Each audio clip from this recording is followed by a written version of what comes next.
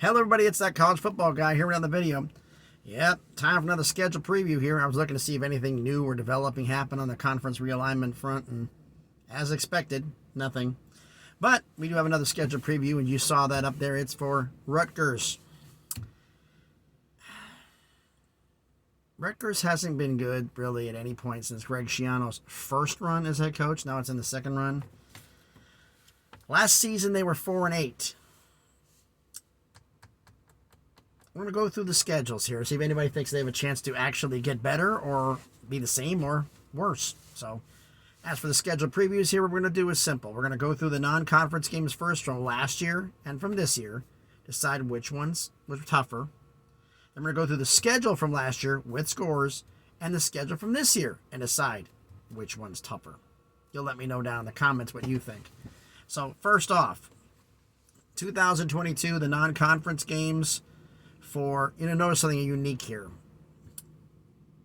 At Boston College, home against Wagner, and then at Temple. So one Power 5, one Group of 5, one FCS. This year, home against Northwestern. Actually, I missed.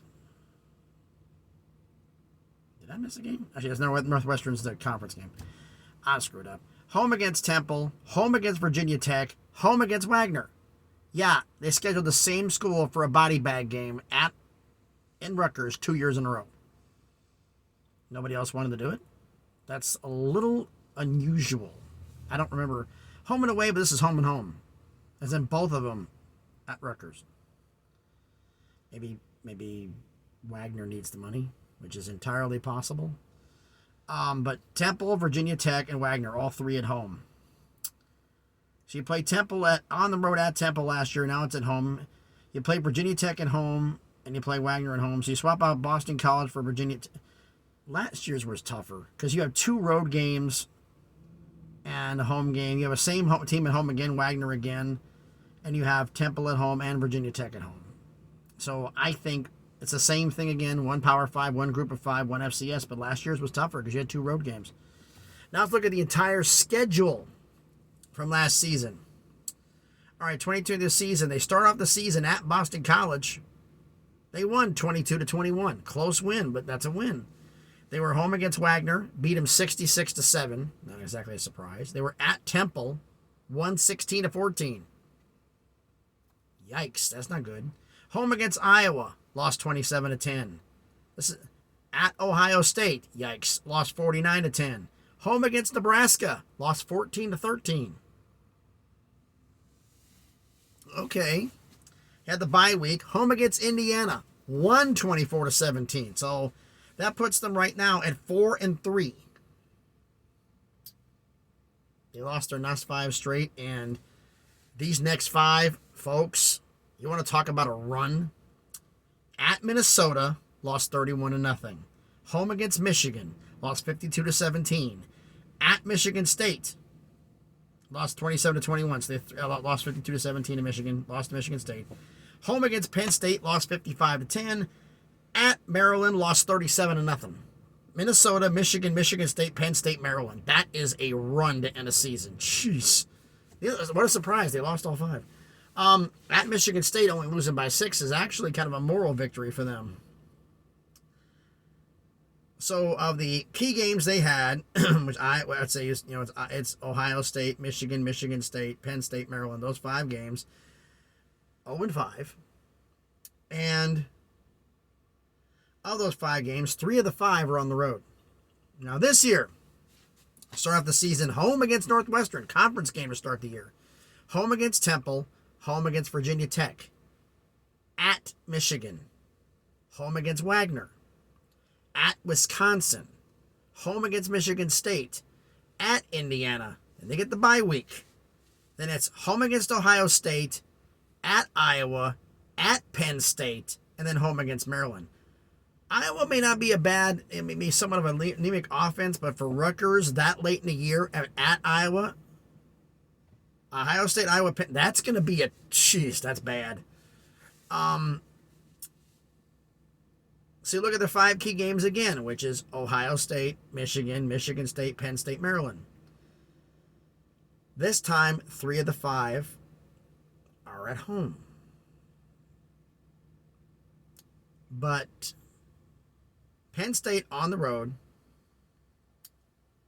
Michigan on the road, Ohio State at home, Maryland at home, Michigan State at home. Now, let's see here. Northwestern had a better record than, had a good season. So how are they going to do? We don't know. Home against Temple, you almost lost on the road. Now you got them at home. Home against Virginia Tech, that's going to be interesting. At Michigan, that's an L. Home against Wagner, that's a dub. At Wisconsin. I mean, this is not a prediction video, but, you look at the conference games they swapped out. You swapped out home against Nebraska to home against Northwestern to start the season. You swapped those two out. And you swapped at Minnesota for at Wisconsin.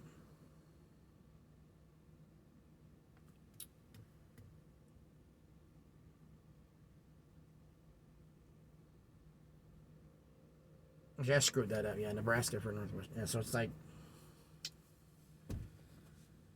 Nebraska and Minnesota for Wisconsin and Northwestern.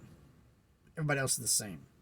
So look at this. We can look at this simply. Michigan State they barely lost to. So I got Ohio State, Penn State, Maryland, Michigan. 4 guaranteed L's for Rutgers. I'm gonna predict that now, but that's not But see, look at the rest of the games. Those are L's, no matter where they're played. So you got Michigan State at home, where you barely lost them on the road last year. You're at Wisconsin. That's not good. You barely beat Indiana at home. Now you're at Indiana. You lost to Iowa at home. Now you're at Iowa.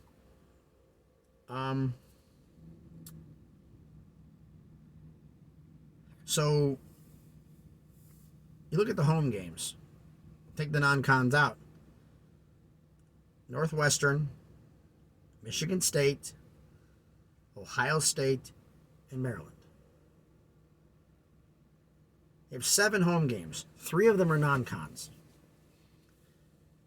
But Maryland, loss. Ohio State, loss. Michigan State, Northwestern. You could possibly win those 2 at home. Everything else is on the road. You got Temple at home. You barely beat them on the road last year. Now you got them at home. You got a shot there. Northwestern home. You got a shot there. Virginia Tech got a shot there, maybe. Michigan's an L. Wagner's a dub. At Wisconsin, don't know about that one. Probably an L. Michigan State, battle there. Indiana's going to be a battle. Ohio State, that's an L. Iowa, probably going to be an L. Penn State, that's an L. Maryland, that's an L.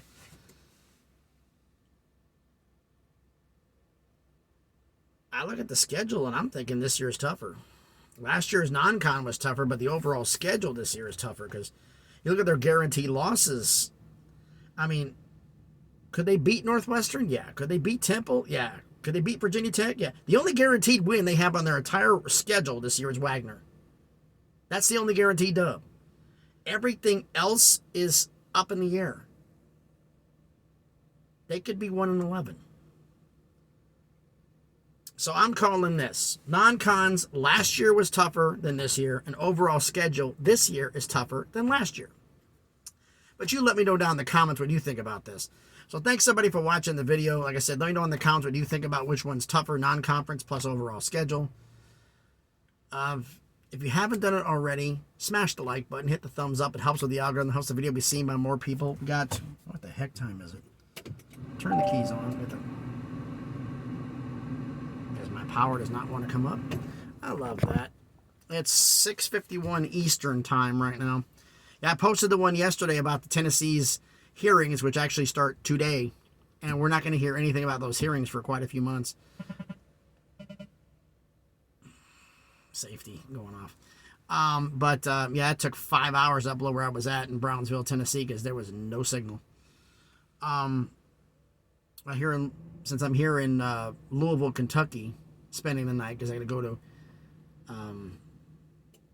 Charlestown, Indiana, which is right across the border. It's like 30 miles from here. So we're going to spend the night in Louisville and go there in the morning, because that's when I deliver.